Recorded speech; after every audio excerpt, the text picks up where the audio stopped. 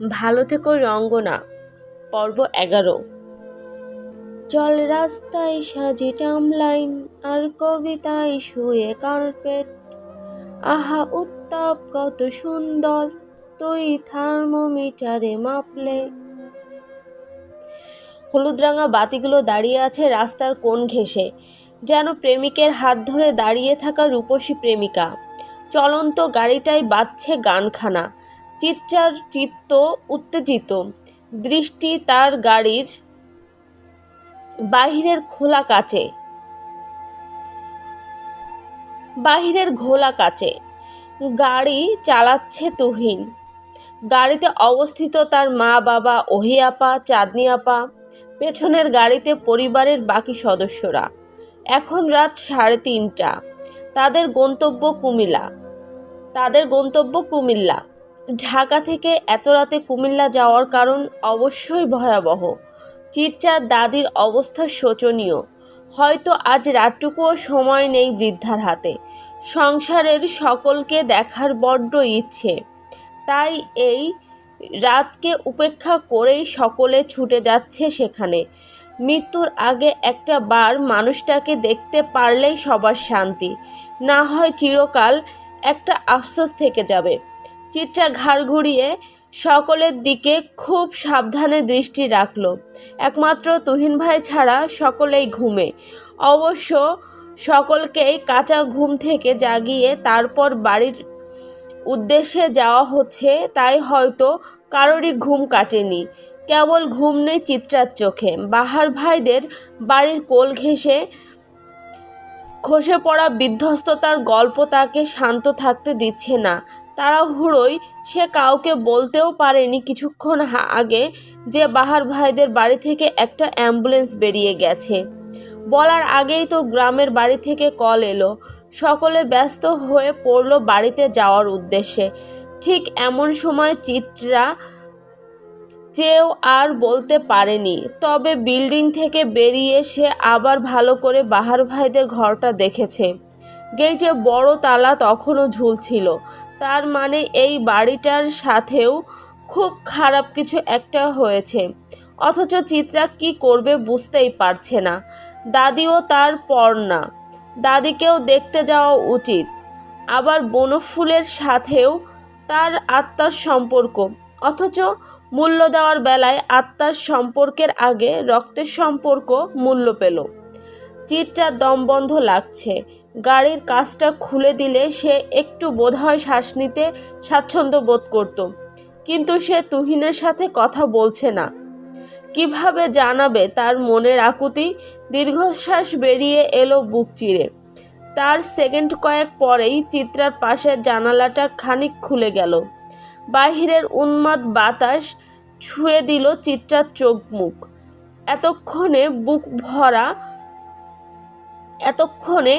বুক ভারটা যেন নিমিষেই হাওয়া হয়ে গেল। চিত্রা আর চোখে ভাইয়ের পানে তাকালো। তুহিনের দৃষ্টি সামনের ঘুমিয়ে থাকা আধার রাস্তায়। চিত্রার খুব ইচ্ছে হলো ভাইজানকে মনের অস্থিরতা জানাতে, কিন্তু পরক্ষণেই বিকেলের কথা মনে পড়ে সে ইচ্ছে পথেই মারা গেল।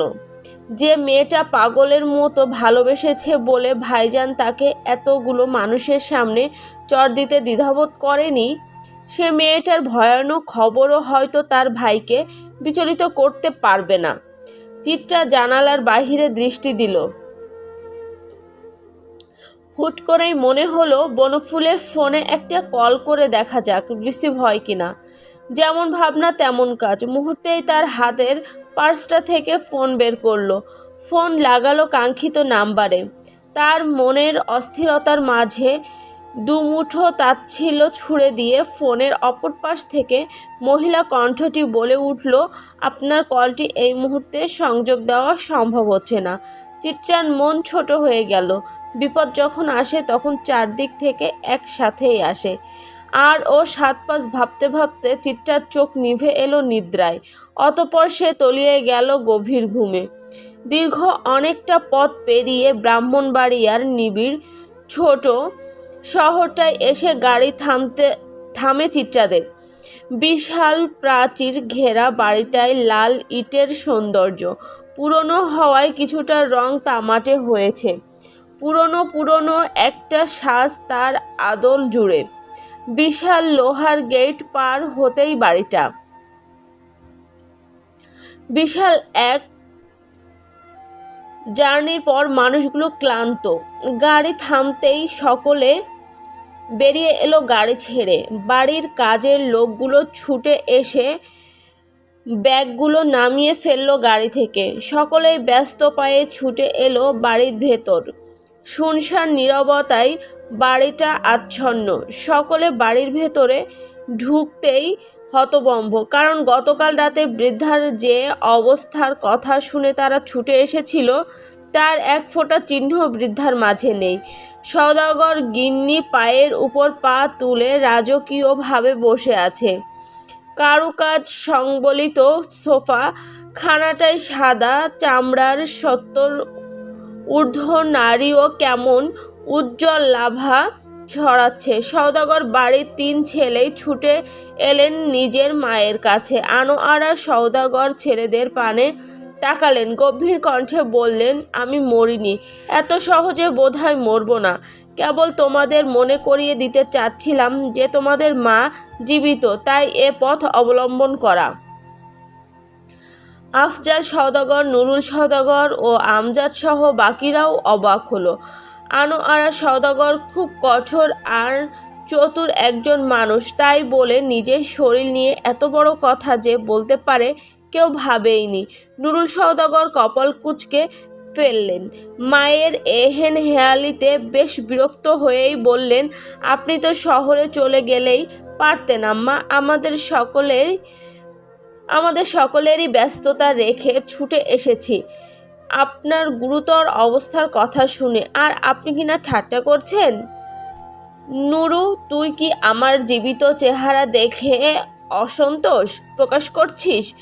কালকের বলা মিথ্যাটা সত্যি হলেই কি খুশি হতিস নাকি? মায়ের শক্ত কণ্ঠে দাপটে থেমে গেলেন নুরুল সওদাগর। বাড়ির বউরা এগিয়ে গিয়ে শাশুড়ির হালচাল জিজ্ঞেস করলো। নাতি নাতনিরাও দাদিকে নিয়ে হইচই করলো। কেবল এক কোনায় দাঁড়িয়ে চুপচাপ রইল।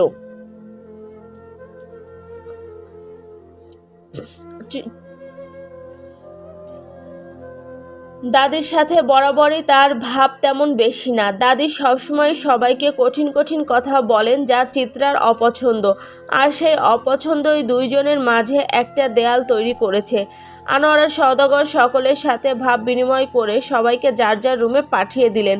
বাড়িতে রুম অনেকগুলো থাকা সত্ত্বেও সবসময় গ্রামে এলে চিত্রারা 4 বোন এক রুমে থাকে। আজও ব্যতিক্রম হয়নি। চিত্রা, চাঁদনি, চেরি, ওহি একটা রুমেই উঠল। এত মানুষ একসাথে বিধায় একটা অনুষ্ঠান ভাব দেখা দিল এতদিনের ঝিমিয়ে থাকা বাড়িটায়। সকলে ফ্রেশ হয়ে আবার বিশ্রাম করতে চলে গেল। কেবল ঘুম নেই চিত্রার চোখে। বিরাট ঝড়ের আশঙ্কায় তার বুক কেমন কেমন করে কাঁপছে। বাড়ির সাথে লাগোয়া এক রাজকীয় পুকুর ঘাট রয়েছে। ঘাটের একটা সুন্দর নামও রয়েছে, নীলকণ্ঠ ঘাট।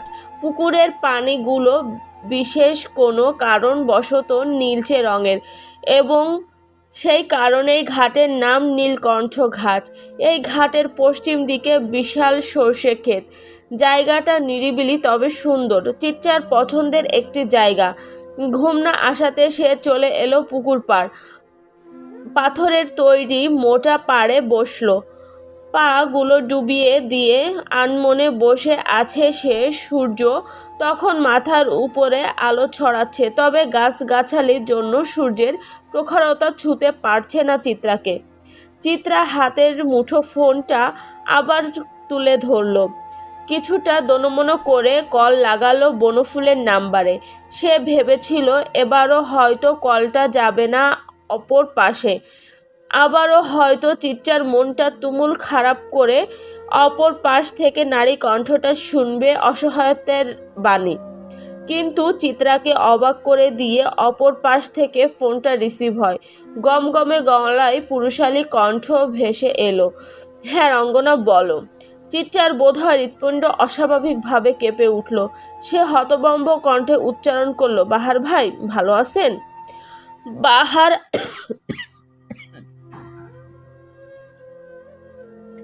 সরি বাহার ভাই ভালো আছেন? ভালো আর রাখলে কই? বাহারের কথায় থেমে গেল চিত্রা। কেমন অপ্রত্যাশিত লাগছে সবটা। চলবে। আমাদের গল্পটি যদি ভালো লেগে থাকে অবশ্যই একটি লাইক দেবেন এবং আমাদের চ্যানেলটিকে সাবস্ক্রাইব করে পরবর্তী পার্টটি দেখার জন্য বেল আইকনটি অন করে রাখবেন। ধন্যবাদ।